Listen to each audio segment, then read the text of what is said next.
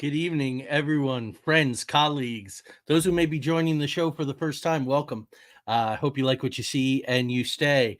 I am your host of Into the Outer Realms, Joey Medea, interstellar host and cosmic traveler. I haven't done one of these parallels, patterns, and pathways programs since October, but it is time. I was doing some reading having to do with Mark Frost books, tied in with Twin Peaks and revisiting Maury Island and Kenneth Arnold and some of those kinds of things. And I said, you know, some of the things that happened in 1947 have been talked about to death, and some of the things have not been talked about that much. So here we are. Here I am to talk about it tonight. I have my Men in Black t-shirt on. Watch out for the men in black. Always put a little thought into what t-shirt I'm going to wear on what night. Quick plug for a friend of the show. I'm going to be mentioning several more friends of the show tonight, having to do with some of the research that I've done in preparation for tonight. But Jessica Knuckles, friend of the show here, and there you go. So you have it. The Rhododendron Society, her debut novel. It's doing very well. I was very honored to sort of serve as a mentor and then as an editor for this book. Want to let you know that Jessica will be appearing in Charleston, West Virginia, Saturday, August 17th. You can find her on Facebook. That's how you spell her name. You can also follow her on Instagram. She's been doing some great videos to promote her book, Stardust _WV as in West Virginia. We always have lots of people from West Virginia watching the show. So I'll tell you what, it looks like the comments are filling up in the chat room, but I want to keep this to an hour tonight, as I always try to do when we do a solo show. I'm excited about this one, 1947. Is correlation causation all the time? No, but I think some of the time. I think you'll find out tonight. And also, too, I was thinking about it. In 4.5 years of deep diving into ufology, this is the first time that I'll be talking at any kind of length at all about the Roswell incident. And I just want to give some love here, as I always do. Roswell, yes, produced by friend of the show, Carl Petrie. A lot of really good information in here that I'll be sharing tonight. And of course, our friends and multiple time guests on the show, Ken Gusward and Barbara M. DeLong. Before Roswell, Secret History of UFOs, indispensable. I refer to this all the time, and I did looking about other incidents in 1947. And since I mentioned Barbara, don't forget in the Decibels app, in the Apple Store and whatever the Android store is, Google Play, I guess, Cosmic Deck of Initiation. Tanya absolutely loves the electronic version, so $20 and worth absolutely every bit. So go ahead, support the people who support this show by lending their time, being guests and all that. So I got a bunch of catching up I need to do in the comments, so I'm going to roll the opening. Welcome to the show, number 221 and number 9 of Parallels, Patterns, and Pathways. I think you're in for a good time.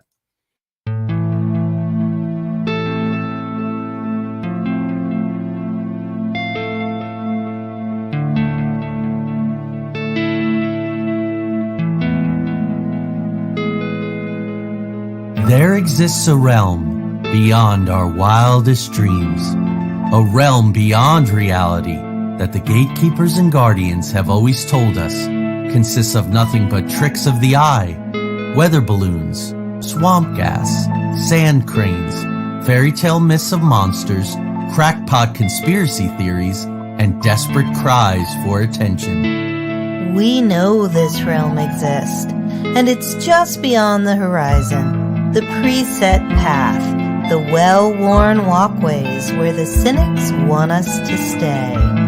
Instead, give this a listen. Put on your headphones, adjust your volume, close your eyes, and fasten your mental seatbelts, because the twilight-tinged turnoff from reality's alluring highway is looming just ahead.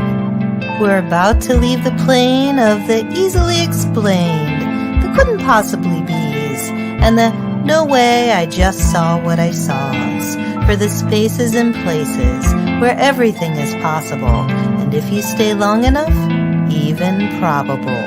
We're about to take a journey into the outer realms.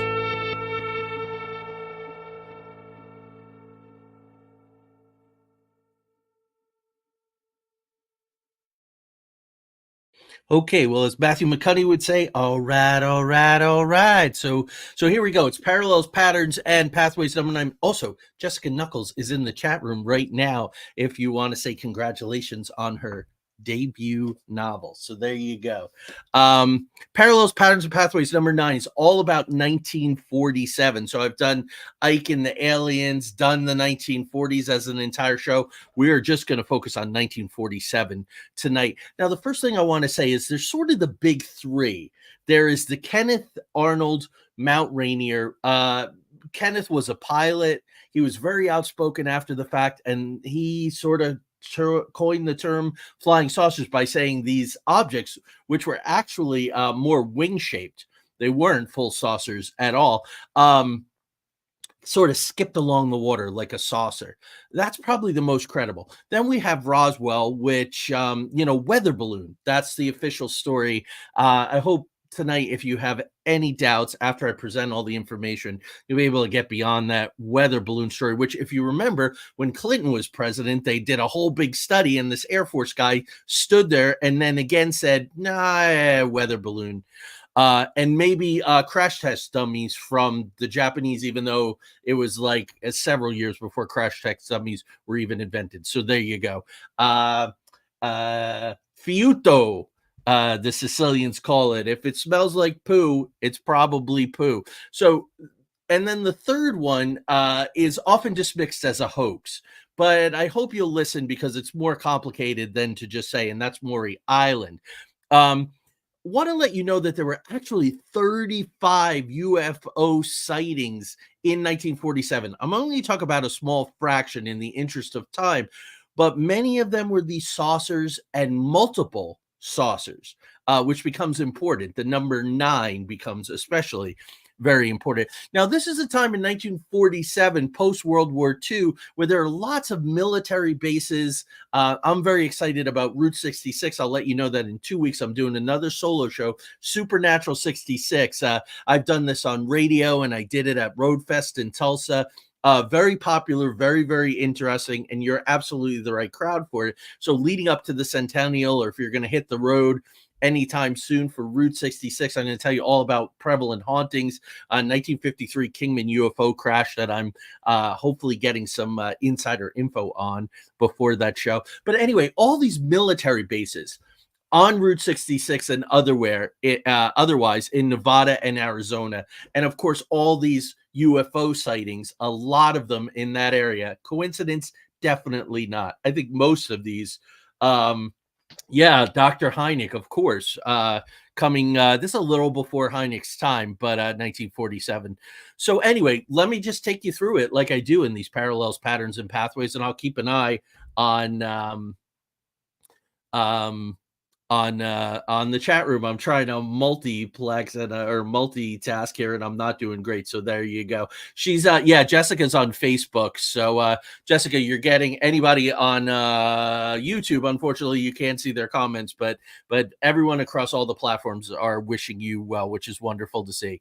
The Outer Realmers family. So keep this in mind. 35 sightings that year, even though I'm going to talk about 3 in detail. But January, the Atomic Energy Commission is created. This is the atomic age, ladies and gentlemen, fitting hand in glove. Edward Teller, who was over at Atomic Energy Commission in later years, supposedly met with aliens, maybe signed some follow-up treaties, certainly had some meetings. Also at this time, the Department of Defense approves the Federal Highway Plan. Now, for a Route 66 geek like me, this is very important, but for you ufologists, it also is because of that prevalence of Arizona, New Mexico, and the old gang, the Red Thread Collective. We did a whole episode that you can find in the archives on Arizona, Nevada, and mysteries there. In February, Operation High Jump under Admiral Byrd returns from Antarctica, returns much earlier than planned.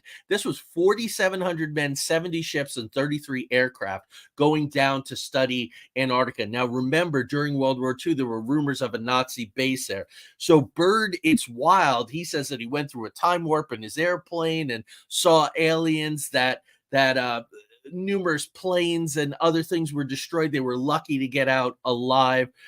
Again, it's another controversial thing, but that's in February of 1947. Possible alien encounter by Admiral Byrd in Antarctica. We'll jump to May. The big cluster here is June, July through into September. That's really the meat of the 1947 matter, really. May 5th, silvery objects fall from the sky and disintegrate over the skies of Washington state. This becomes very important because of Kenneth Arnold coming up pretty soon. But on June 18th, White Sands Proving Grounds, which was an advanced weapons testing in that same Arizona, Nevada area, a microwave weapon reportedly shoots down 2 saucers. One is obliterated, the other one is intact. And there are images of 6-fingered control panels and footage of Roswell-type grays with 6 fingers. The 6-finger and 4-finger varieties, there's a difference there. Tanya and I's encounter and many people's encounters was the 4-fingered type, but what are alien grays? I'll talk about that a little later. I'm so used to having a guest or Craig by my side that I keep saying we. It's not the royal we. It's just inadvertent. But so now we have White Sands Proving Ground. We have this advanced weapons testing facility. Another thing that I really want to keep in mind, and I'd like you to keep in mind, of course, is 1947, but beyond. Socorro, New Mexico, with Lonnie Zamora in the future. The 1953 crash in Kingman. There seems to be microwave radar technology that could bring down these ships. As part of some of the negotiations that are rumored to have happened was, please stop using these radar arrays because they create havoc with our ships. Also in June, interesting factoid. See, 1947 is just full of interesting stuff. Oppenheimer, of course, Manhattan Project, atom bomb, so forth and so forth. I'm destroyer of worlds and all of that. Oppenheimer and Albert Einstein co-author a paper called Relationships with Inhabitants of Celestial Bodies. Now, it's only 6 pages, and it's the first archival evidence using extraterrestrial biological entities, or EBEs. Now, these guys are deeply read in on secret programs, Albert Einstein connections with Germany and all of that. Must have had colleagues there, insider information. Eisenhower and Churchill during World War II worked together to cover up a UFO crash, said to be a UFO crash in Italy that wound up in Germany, so on and so forth. Craig and I have done so much of this stuff, as well as I have too. But talking about these EBEs, where 1947 seems to be the year of the EBE. Okay, June 21st. This has been purported to be a hoax for a really long time. This is what is called the Maury Island incident. June 21st, 1947, over Puget Sound, or in Puget Sound. Harold Dahl, D-A-H-L, like Roald Dahl, the author. He's contracted to gather stray logs from the logging industry. So, of course, you could see why David Lynch and Mark Frost would have great interest in this event. 6 saucers. Okay, 6. So remember, between 6 and 9 will become very prevalent as we go along tonight. 6 saucers appear over his boat. His son is with him and his dog. And one of them rapidly descends all of a sudden, and it's unstable, like it's having some kind of a problem. And it starts to drop hot debris. There was damage to the boat. It killed the dog, and it burned the arm of his son. So if this is a hoax, what the hell happened leading to the boat being burned, the dog dying, and the son being burned on the arm, okay? One of the saucers comes down, touches the unstable one, which then gets stable, and they all speed off. Now, Harold Dahl, and this is where this stuff gets so weird and is so interesting to me as an author and a researcher and everything else. Harold Dahl's boss partner is a man named Fred Chrisman. Now, any JFK assassination buffs out there, Fred Chrisman threw Jim Garrison and all those guys that he interviewed and put on trial and all that, Clay and all those guys. Fred Crispin was supposedly tied to the JFK assassination. He supposedly saw one of these saucers the next day and even gathered some debris. So I wore my Men in Black t-shirt tonight because June 23rd, 2 days later, Harold Dahl is visited by a man in a black suit in a brand new black Buick, and he is told to shut up or there will be consequences. This could be the very first incident of Men in Black showing up after a UFO sighting. Probably somebody from the government. I've done shows specifically on the Men in Black. Albert Bender, several years later, is the one who gets visited, when he starts his saucer newsletter and all those kinds of things. So this could be the very first documented incident, I would say, in modern times of these Men in Black. Now, Crispin, interesting, I'm setting this up for something that happens later where the Kenneth Arnold and the Maury Island sort of morph together, have some overlap with actually deadly consequences.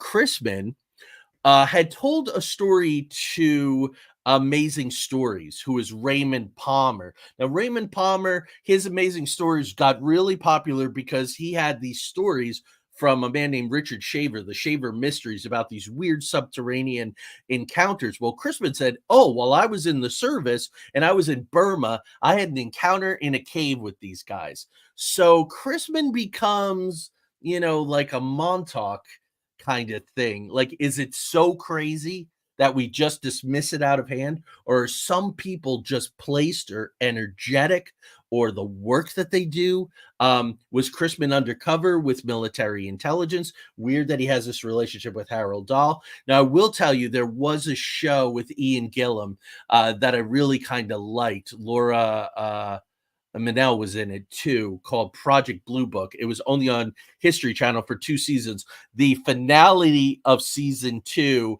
was the Maury Island incident, which became very sinister, and these people being very, very connected. So June 24th, when I finish this first page of my notes, I will go into the chat room, I promise, and catch up. June 24th, Kenneth Arnold, who is a certified pilot and has lots and lots of hours in the air, at 9,000 feet altitude by Mount Rainier, he encounters 9 delta-shaped craft, crescent-shaped craft, which really remind me of the Hanabu and some of the other Nazi craft. And these things are going 3 times faster than any human technology at the time. Now, Arnold is at Mount Rainier for an interesting reason. He's actually looking for the debris of a U.S. Marine transport plane that crashed on Mount Rainier the previous December. So there are 2 other people who saw these 9 craft as well. Now, Bob Lazar went on to say, when his story broke decades later, that there were 9 saucers that he saw at S4, which is part of Groom Lake and that whole facility. Again, Arizona, New Mexico, that hot button right there where all our military is and where the nuclear development is. And nuke becomes a big part of the Roswell story. I think that those saucers, because Kingman, I think they retrieved something. They may have retrieved crash saucers. So I'm not saying these are these 9, but it's just that number 9 is interesting. 3 days, hold on here. So somewhere between June 26th and July 2nd, the Roswell incident happens. We don't have a hard date of when those craft came down. And yes, there were probably multiple craft. We're going to get to Roswell in just a couple of minutes here. Anyway, June 29th, back to White Sands Proving Ground, a sighting of a silver circular disc. So now they have a second sighting within the same month, within a couple of weeks of each other. Now, this is the Trinity site located real near this area. V2 rockets tested here through paperclip, right? Von Braun and his whole group, the pact with the devil. The Russians are getting these Nazi scientists. Oddly enough, synchronicity, yeah. Tanya and I were watching Fringe tonight, and it was an episode with a Nazi who was very reminiscent of Heinrich Himmler. So there you go. Also, I was working on my Mothman novel today and mentioned Von Braun. So it's in the air there. We'll jump to July 3rd in Harborside, Maine. So completely different part of the country. almost as far away as you can get in the contiguous United States. An astronomer sees 10 UFOs, and you would expect that an astronomer would know the difference, right? So let me just catch up here. Looks like it's a conversation mostly between the people in the chat room, and that's fine too. So we are going to let them do that. Jessica's still getting her love, which is terrific. Okay, so moving on. So July 4th, there's detection of a high altitude explosion recorded by a Project Mogul balloon. White Sands and Holloman Air Force Base, which would be the previous name for, and I'm sorry that I don't have that here, but we'll get to it a little later when I meant, I'll eventually mention it again. Also detect this surge. So a high altitude burst or explosion. So I really do think these microwaves, these radar arrays are really playing hell with these saucers. Why do they come in at this time to this area? Almost universally agreed that these are scout ships of some kind. On that same day, like 1947 is wild. It's amazing. A DC-3 is traveling from Boise, Idaho to Seattle, Washington again. United Airlines Flight 105. Pilot Emil J. Smith and 2 others see 9 silver discs. This is either there was a hell of a lot of coordination at a time where it would not be easy to coordinate these kinds of things, or something legit as hell is going on here. Okay. July 5th, the next day in St. Maurice, Washington, 8 saucers seen by 10 witnesses, 9 saucers, 8 saucers, all in this proximity. I didn't know if you guys were aware of this, but it's just wild. Okay, Sergeant Philip Corso, who goes on to improve in rank and write a really, really important book on Roswell, day after Roswell, as a matter of fact, sees a gray at Fort Riley, Kansas. Fort Riley, Kansas is really interesting because the movie The Rock, with Nick Cave and Sean Connery, which apparently is a story of what actually happens to Connery's James Bond in the future, which is very interesting. You can check out some cool stuff on YouTube about that. Fort Riley, Kansas is where they get the microfilm that they're chasing all the way throughout a church in Fort Riley, Kansas. So that could be a little clue there. But he sees a gray at Fort Riley, Kansas. They're about 4 feet tall. It's got the 4 fingers on each hand, and it's brought in on a cargo plane from New Mexico. His theory was that the grays are robots, that they're nanobio machines or worker drones. And now lots and lots of ufologists have said that. So maybe there is a 6-finger version and a 4-finger version, because different applications require different number of fingers. If you're custom building or custom creating these things, you're going to have variety, lots of tools in the toolbox. So Corso later went on to coordinate a study of off-world technology with private contractors. There you go. Is that move to private contractors, as Craig and I have talked about on disclosure shows, and I've talked about it a lot too. That's where things really got insidious, and that was Ike saying military industrial complex. That is private contractors who are not accountable, are not elected, do not have to file reports that, we know now from Tim Burchett and Congresswoman Luna that they won't share with Congress, with the oversight, the intelligence oversight committees. The private contractors say, screw you, we don't have to share our stuff with you. Okay, you're getting tax dollars. Anyway, there you go. And Corso supposedly has contact with a living EBE at Holloman. And by that time, 1956, it was Holloman Air Force Base. So there you go. July 6th, that same day that Corso is looking at an EBE at Fort Riley, Kansas, at Fairfield Suzanne Air Base in California, a saucer is seen. Again, so the military are seeing these things. They're not being secretive. But if you think about in 52, when there was the big, there's the LA battle, and then there's the big Washington battle and all of that kind of stuff. Guys, I'll just have to tell you, if you make long comments in the chat room, I may not be able to read them tonight just because I'm on a solo mission here. But anyway, so July 6th, the Roswell story breaks. Just let me check in here. Let's see here. Apparently, there was a weird sighting in Virginia this week. I'm telling you, there's stuff all over the world. So there you go. So July 6th, the Roswell story breaks. Now, Sheriff George Wilcox calls Roswell Army Airfield. Remember, there is no Air Force at this time, but it's coming. Everything is under the Army. So Roswell Army Airfield. A sheep rancher named Max Brazel drives 75 miles to show the sheriff this debris that shows up on his property. Sheep that he has will not cross the debris field. Interesting factoid that oftentimes gets omitted. He found weather balloons on his property before. This ain't it. Remember that kind of thing all through Roswell is, hey, what you're saying it is, the materials you're saying that it was, I have experience with those, and I'm sorry you're wrong. It's not what it was. It's the classic game, and they were doing it right out of the gates. So here's where it gets complicated. This debris really makes the rounds before the government and the military can put a kibosh on this thing. Max Brazel, for instance, shows this weird debris to several farmers before he calls the sheriff. Okay, that was a smart move in a way. He has a boy with him named Timothy D. Proctor, and he shows this stuff to his parents. This is that famous stuff where you crumple it up, it's metal-like, and then it goes back into its shape. Brazel's son, Bill, tried to whittle the metal rods that they found. Couldn't do it. Everybody had a scientific mind. They immediately start doing experiments on this stuff. I love it.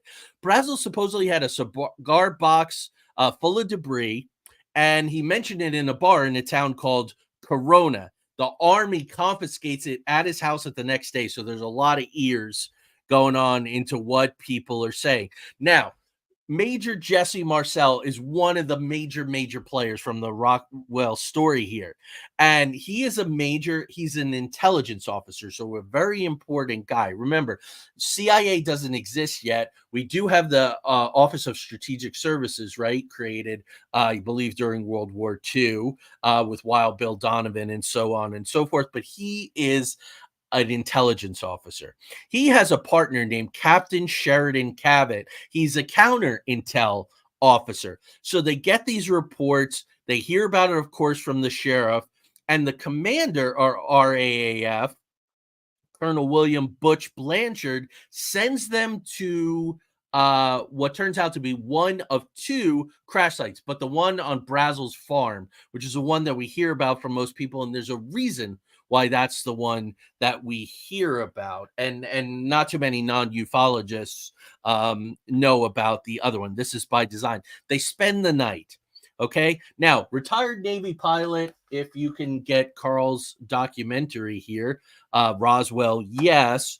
Robert Durant, who's very prevalent in this DVD, says this is important because two high-ranking military intelligence officers would not be sent on an errand during a holiday weekend unless it was really, really important.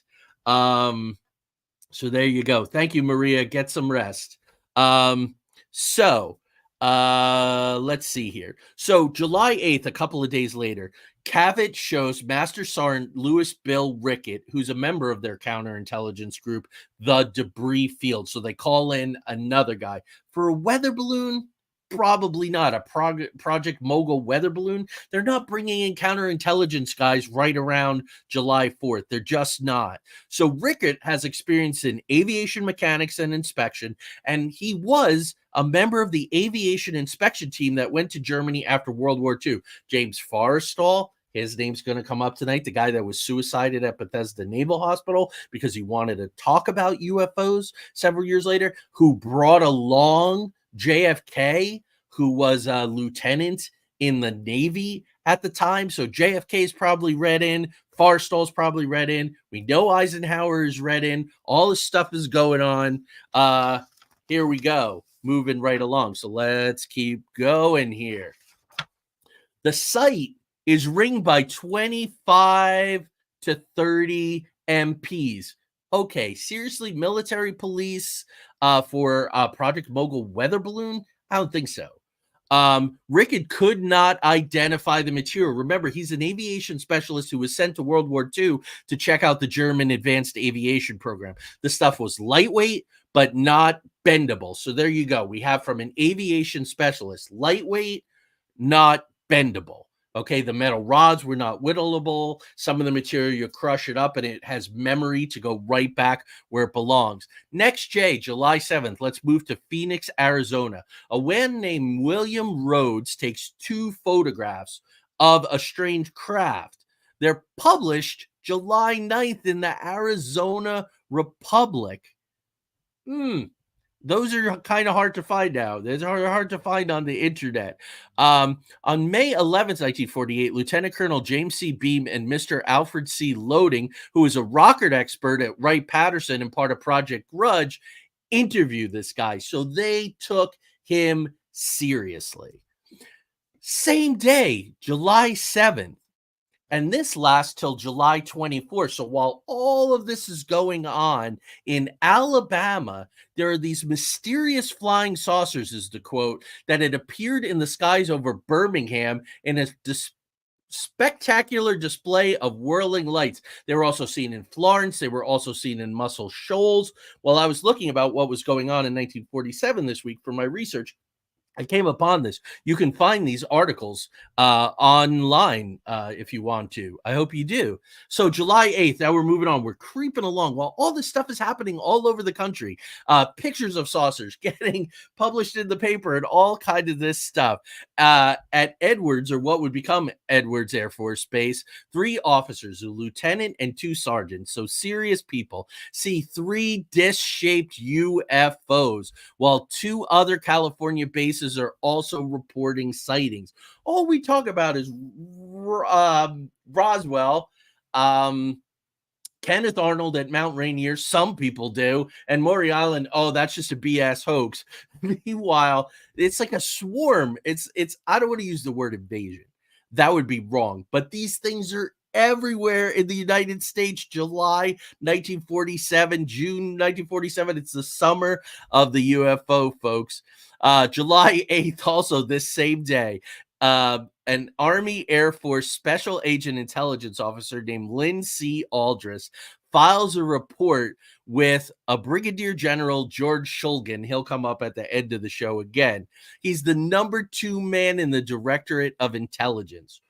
Kenneth Arnold gets consulted on this, and he goes, yeah, man, that report that dude just filed, it's the same crafts, brother. So there you go. Okay, so meantime, while that's going on, July 7th, go back one day, Jesse Marcel is inspecting the debris field. Now, this is 3/4 of a mile long, 200 feet wide. This is the Max Brazel debris field. Now, he boxed everything all up, but he doesn't go back to the Army airfield. No, he stops at home first to show his wife and his son this weird-ass material. Which, if it was a Project Mogul weather balloon, nothing to see here, folks. Nothing to share with your family. It's amazing to me that the Roswellians were just giving this stuff up. I don't know if I just made a word up, Roswellians. But anyway, they're passing this stuff around. So it's thin foil. It floats like a feather, and yet it's totally unbendable. So there you go. It's just like what Rickett, the aviation specialist, said, unbendable. So he goes to his son. They're very close. They hang out. Jesse is about to turn 12 months old in August. So Jesse says, Jesse Jr., look what I got here. And what Jesse Jr. says, that it was kind of like Bakelite, this substance, but it was black like a grooveless LP record, smashed all into fragments, these pieces. So there's an I-beam rod, which is fairly famous, right? And remember, Brazel's kid could not whittle these metal rods, and there are hieroglyphic symbols on them, and they're a weird sort of purple pink color. 6 other people came forward at some point, at great peril, as I'm going to tell you, to say that they also saw these I-beams. Now, Jesse Marcel Jr., they try to put it all back together for about 20 minutes. And then his dad goes, listen. I got to get this back to the base. I got to get back to the base. I got to go. So Robert J. Durant, again, Roswell, yes, Carl Petrie produced. He says that Project Mogul, which was the weather balloons, and watch the DVD because they show this stuff. They do experiments. It's really, really cool. It had an open flower design on the tape that was used to reinforce the secure materials to the balsa wood. Very high tech Project Mogul balsa wood on the radar deflectors. This was not that. There you go. There's another interest of guess what? This is not that.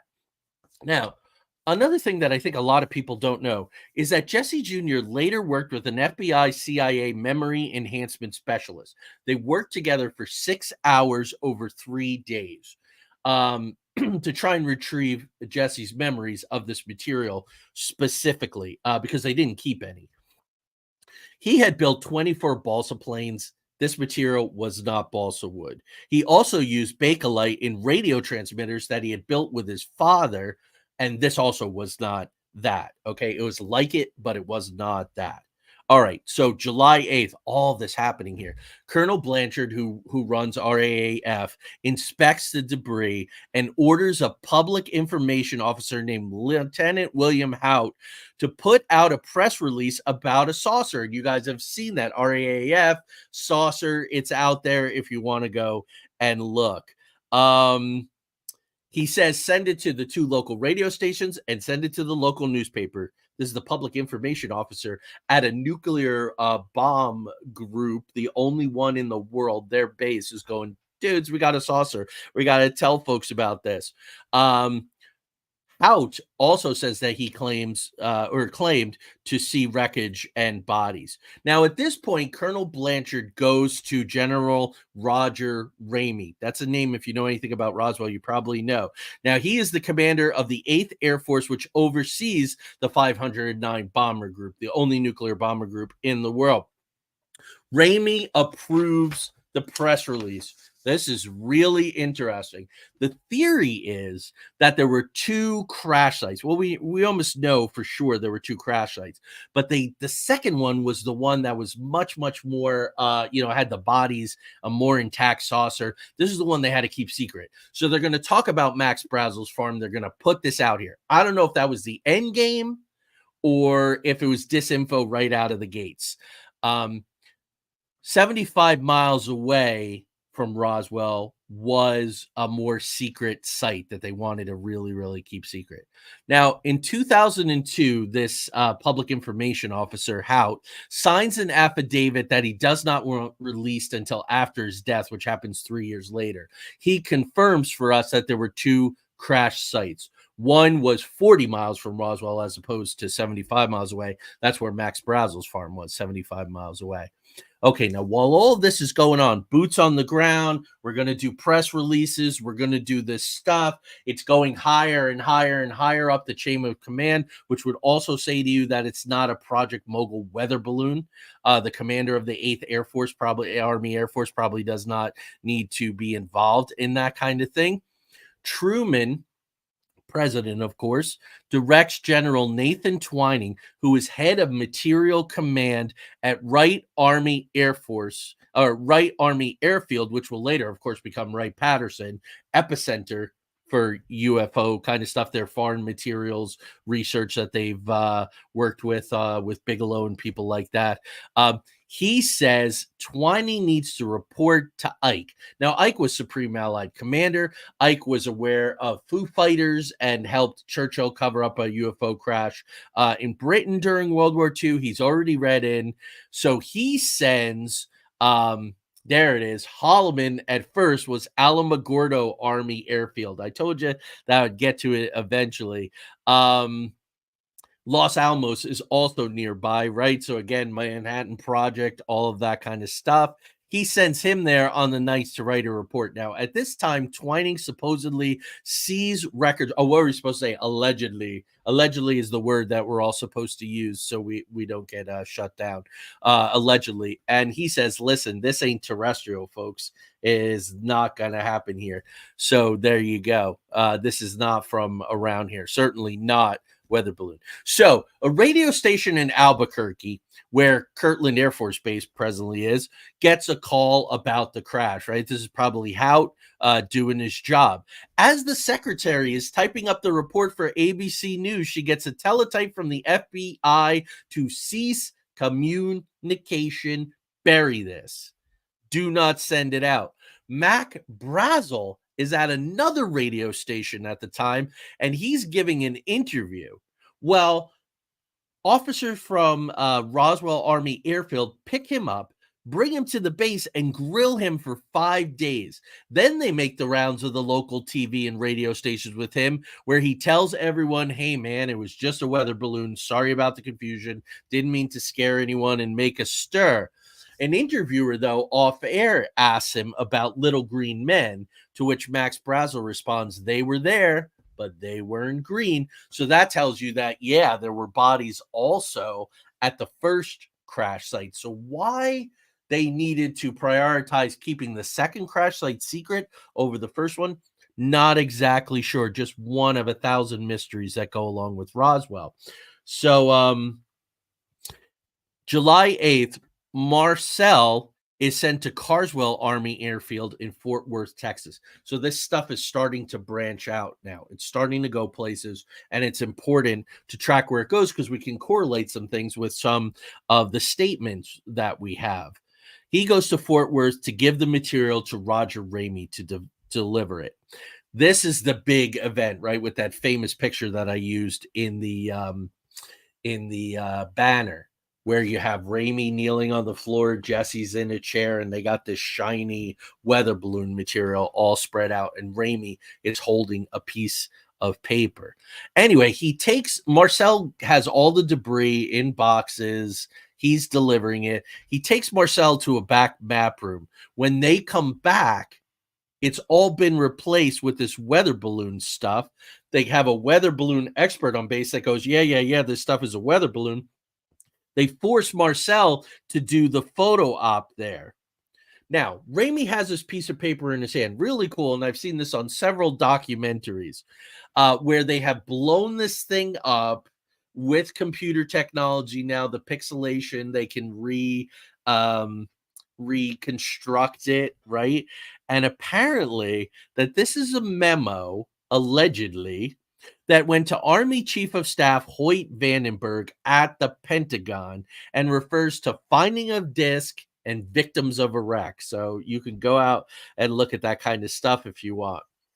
Now, on July 9th, so the day after Marcel gets there, a B-29 flies into Fort Worth, which is met by a mortician, and the disc supposedly goes to Wright Field, where Twining is in charge, and he's already seen some things. So there you go. Now, Staff Sergeant Frank Kaufman helped with the recovery. He said it was egg-shaped, about the size of a Volkswagen Beetle, and it had 5 bodies in it.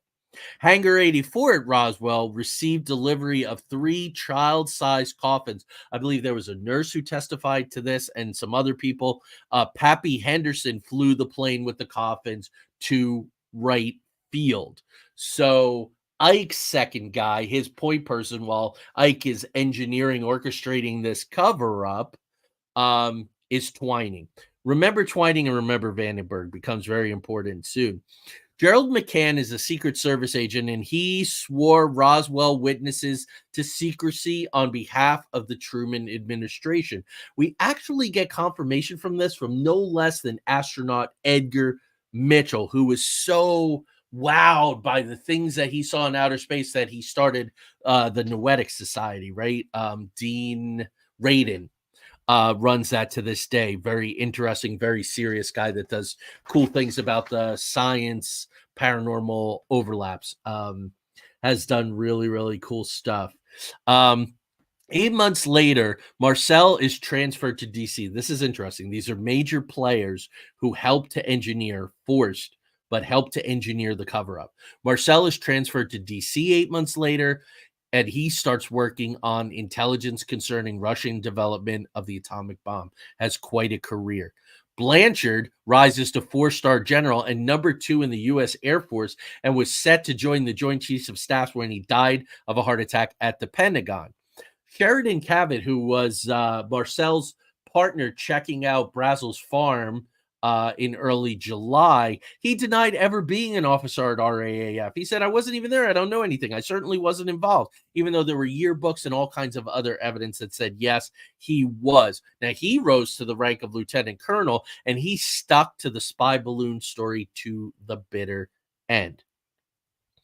About a week after all this major stuff, the stuff getting delivered to various places, boots on the ground, Marcel, Cavett, all of these guys, Hoover writes a note, and you can find this online, FOIA and all that kind of thing. We, speaking on behalf of the FBI, speaking specifically about himself, we must insist upon full access to discs recovered. For instance, in the LA case, Battle of LA, right? The Army grabbed it and would not let us have it for cursory examination. That's a smoking gun right there. July 16th, the next day, Twining makes a report to Air Material Command at Wright Field. July 22nd, Counterintelligence Corps Interplanetary Phenomenon Unit. Isn't that cool? I've talked about that before. We actually had a division of the military called the Counterintelligence Corps Interplanetary Phenomenon Unit made a report. JFK, who had been read in by Forrestal when they went over to Germany, was briefed through Forrestal, who was mentoring JFK. I've talked all about that in detail. By Assistant Secretary of War for Air Stuart Symington, who goes on to be the first Secretary of the Air Force, by the way. So another read-in guy. July 26th. Now, this had to be in the works, but the timing is exquisite. The National Security Council is established. July 29th, Hamilton Air Base in California, 2 round, shiny objects are seen. July 31st, Kenneth Arnold, prompted by Ray Palmer, of course, publisher of Amazing Stories, cooperating with the United States Army Air Force, meets up at the Winthrop Hotel in Tacoma, Washington, to vet Dahl and Chrisman's story about Maury Island. Who else was there? Emil Smith, the United Airlines pilot who saw the UFO, along with 2 other witnesses on July 4th, while in his airplane.